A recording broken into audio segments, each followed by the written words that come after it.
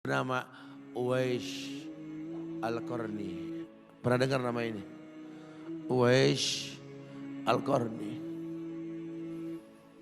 Pemuda miskin pengembala kambing di negeri Yaman. Padang tandus yang dia tinggal di situ. Yang dia kesampingkan hidupnya untuk ibunya. Untuk ibunya. Tidaklah terucap kalimat satu yang ingin ibunya pengen, kecuali Uwais pasti akan melakukannya. Apapun, dan ibunya cacat. Apa kata Uwais? Tidak akan pernah terlontar kata dari mulut ibuku, kecuali kan kulakukan yang dia inginkan. Masya Allah. Kalau kita mau bicara ini nih, karena kita mau bicara maut yang orang tua kita entah mungkin kapan. Ibunya cacat dan dia menomorduakan diri, yang penting orang tuanya dulu. Hingga satu waktu ibunya berkata, wahai Uwais, ibu sudah tua. Andai kematian mendatangi ibu, ada beberapa keinginan yang ibu pengen merasakan keinginan tersebut. Mungkin enggak ya? Apa bu? Katakan. Ibu pengen haji. Bengong, Uwais, ya Allah bu. Ini Yaman. Hadramaut. Yang sekarang saja pesawat itu bisa 3 jam menuju Saudi itu. 2 jam lebih lah menuju Saudi. Itu Jakarta Surabaya aja deket. Sejam 40 menit paling. Ini lebih jauh lagi, kebayang berapa ratus kilo, berapa ribu kilo gak tahu. Ya baiklah ibu. Kata Uwais, aku tidak pernah menolak permintaan ibuku. Tapi kali ini aku tidak bisa menjawab karena mikir gimana caranya ini. Ibunya cacat, tinggal jauh, miskin pula dia. Apalagi dia seorang pemuda yang punya penyakit sopak. Ada tanda-tanda putih di bagian badan itu kayak pano besar gitu. Udahlah, terserah gimana nantilah. Yang penting ini nomor 1 dalam hidup ini. Dia beli seekor anak sapi. Digendong tiap hari itu sapi sama si Uwais menuju puncak gunung. Turun lagi, gendong ke atas, turun lagi tiap hari. Sampai orang bilang, Uwais gila no. Orang sapi dipiara dia digendong. Uwais no. Tiap hari naik gunung yang tinggi. Sampai enggak berasa, dikatakan 8 bulan dia lakukan itu. Sehingga terbentuklah fisiknya yang bagus karena olahraga tiap hari bawa itu sapi. Dan sapi itu makin berat. Dalam hikayat dikatakan sampai di atas 100 kilo itu sapi. 8 bulan. Kemudian dia tetap gendong ke atas dan dia yakin, bismillah saya yakin. Sampailah bulan haji. Ibu naik ke pundakku. Digendong ibunya dari negeri Yaman. Subhanallah. Gak ada yang gak mungkin lihat.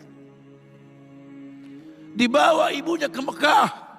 Bertawaf di Ka'bah. Dunia menyaksikan.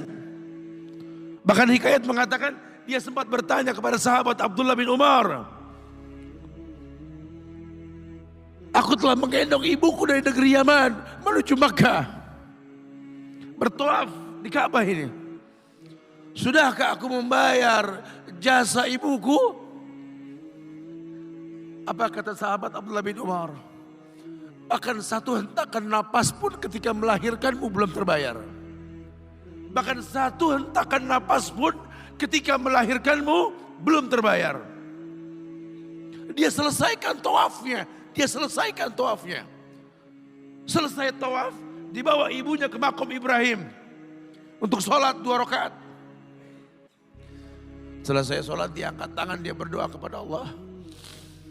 Ya Allah, ampunkanlah ibuku ya Allah. Ampunkan ibuku ya Allah. Masukkanlah dia ke sorgamu ya Allah. Masukkan dia ke sorgamu ya Allah. Ibunya berbisik, Uwais, sudahlah, mintalah pada Tuhanmu ampunan untuk dirimu dan sorga untukmu. Wallahi wahai ibu, Allah ampunkan kamu, Allah masukkan kamu ke sorga, cukup untukku. Ridhomu yang kubutuhkan wahai ibu. Lihat, manusia soleh, hasil doa Rabbi habli minas solihin. Lihat, makanya ketika Nabi mengatakan innahu min ahli sama, ini manusia penghuni langit.